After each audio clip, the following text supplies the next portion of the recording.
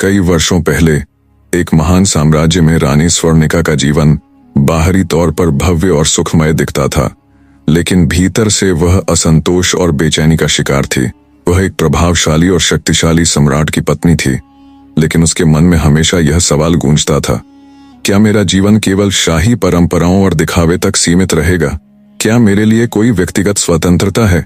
सम्राट विराट का ध्यान हमेशा युद्ध और राज्य विस्तार पर केंद्रित रहता था। रानी के लिए वह केवल एक राजा था, पति नहीं। उसकी यह बेचैनी धीरे धीरे एक घुटन में बदलने लगी। एक दिन महल से दूर जंगल में वह एक साधु से मिली। साधु तपस्वी था, रहस्यमयी और असीमित ज्ञान से भरपूर। उनके शब्दों में ऐसा आकर्षण था कि रानी उनके प्रति खिंचती चली गई। साधु और रानी के बीच बातचीतें गहरी होती गईं। साधु ने न केवल उसकी मानसिक बेचैनी को शांत किया, बल्कि उसे यह एहसास दिलाया कि जीवन में उससे कहीं अधिक गहराई और अर्थ है। धीरे धीरे यह संबंध एक अवैध रिश्ते में बदल गया। हर रात रानी महल से चुपचाप निकलकर जंगल जाती, जहां साधु उसकी आत्मा और शरीर दोनों को संतुष्ट करता। एक रात साधु ने रानी से कहा, हमारे मिलन से एक संतान उत्पन्न होगी जो इस राज्य की किस्मत बदलने आएगी।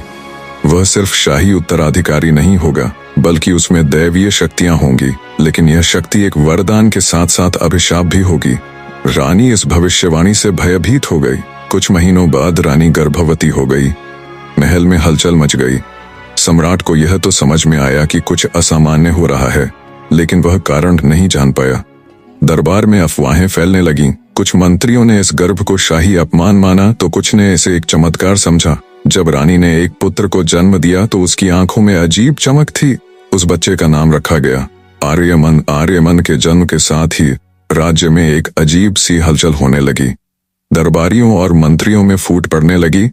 कुछ लोग मानते थे कि यह बच्चा राज्य को अभूतपूर्व ऊंचाई पर ले जाएगा, जबकि अन्य इसे एक विनाशकारी शक्ति मान रहे थे। सम्राट धीरे धीरे रानी से दूर होने लगा। उसे आर्यमन की शक्तियों का आभास होने लगा। आर्यमन केवल एक बच्चा नहीं था, उसमें अलौकिक क्षमताएं थीं। उसकी उपस्थिति ही दुश्मनों को भयभीत कर देती थी। लेकिन यह शक्ति केवल शारीरिक नहीं थी, बल्कि मानसिक और आध्यात्मिक भी थी। इसी बीच पड़ोसी राज्य के राजा धनंजय को आर्यमन की शक्तियों के बारे में पता चला। धनंजय को डर था कि यह बच्चा भविष्य में उसके राज्य के लिए खतरा बन सकता है। उसने महल पर आक्रमण की योजना बनाई। जब उसकी सेना ने महल पर हमला किया तो आर्यमन की शक्ति जागृत हो गई। ठीक उसी समय साधु महल में प्रकट हुआ। उसने सम्राट और रानी से कहा, यह समय है जब आर्यमन अपनी शक्ति को पहचाने।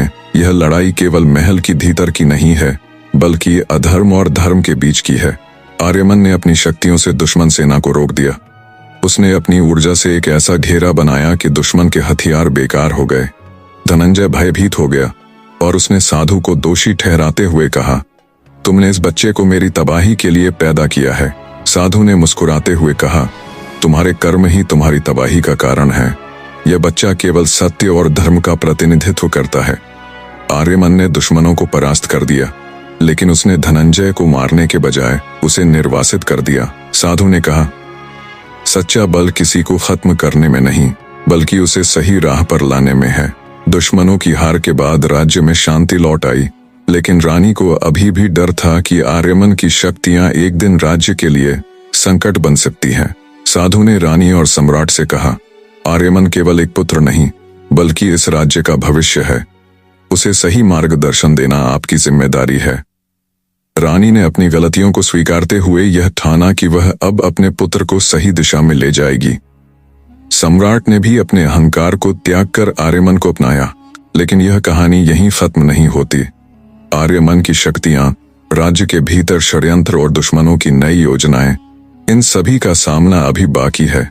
देखिए इस कहानी का अगला भाग अगली वीडियो में, जहां आर्यमन अपनी शक्तियों और अपने भाग्य के बीच संतुलन बनाने की कोशिश करेगा। वहीं रानी का जीवन एक नया मोड़ लेगा। तो अब समय हो गया आपसे इजाजत लेने का। आशा करता हूं कि यह कहानी आपको जरूर पसंद आई होगी। मिलते हैं आपसे अगली वीडियो में।